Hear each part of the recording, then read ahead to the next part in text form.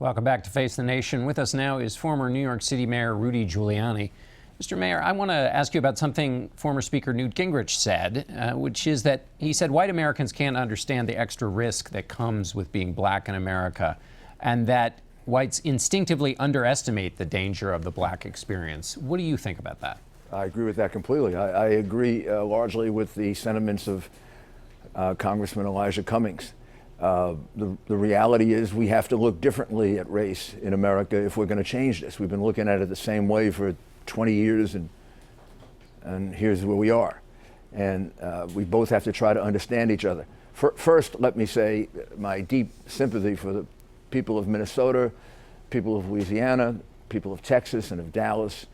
And I'd like them all to remember that although these incidents happen in different ways, they all share it together as Americans. We share this violence together as Americans. So maybe whites have to look at it differently and blacks have to look at it differently.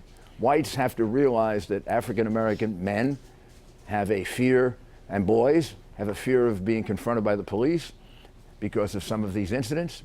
Some people may consider it rational, some people may consider it irrational, but it's a reality. It exists. And there's a second reality in the black community. The second reality in the black community is there's too much violence in the black community. So a black will die 1% or less at the hands of the police and 99% at the hands of a civilian, most often another black. So if you want to protect black lives, then you got to protect black lives not just against police, which happens rarely, although with tremendous attention, and which happens every 14 hours in Chicago. Every 14 hours, and we never hear from Black Lives Matter.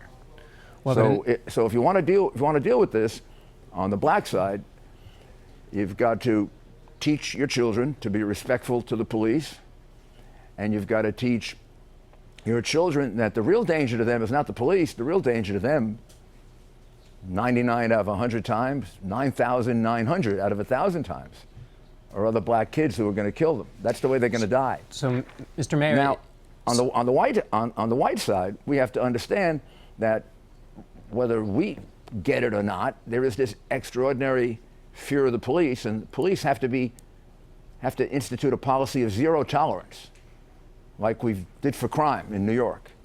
Zero tolerance, no disrespect.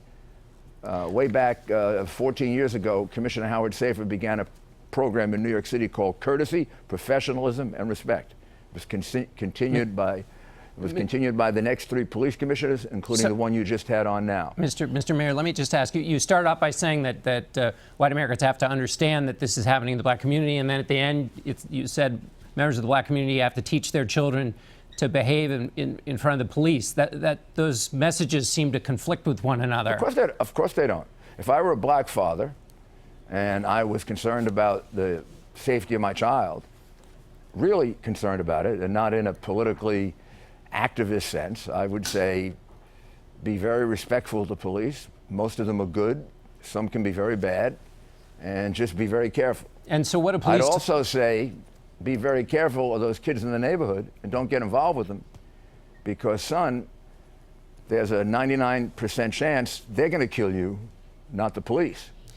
And we got to hear that from the black community. And what we got to hear from the black community is how and what they are doing among themselves about the crime problem in the black community. When there are 60 shootings in Chicago over the 4th of July and 14 murders, and Black Lives Matter is non-existent, and then there's one police murder of very questionable circumstances, and we hear from Black Lives Matter, we wonder, do Black Lives matter, or only the very few black lives that are killed by white policemen, but not all those black lives that are killed by other blacks?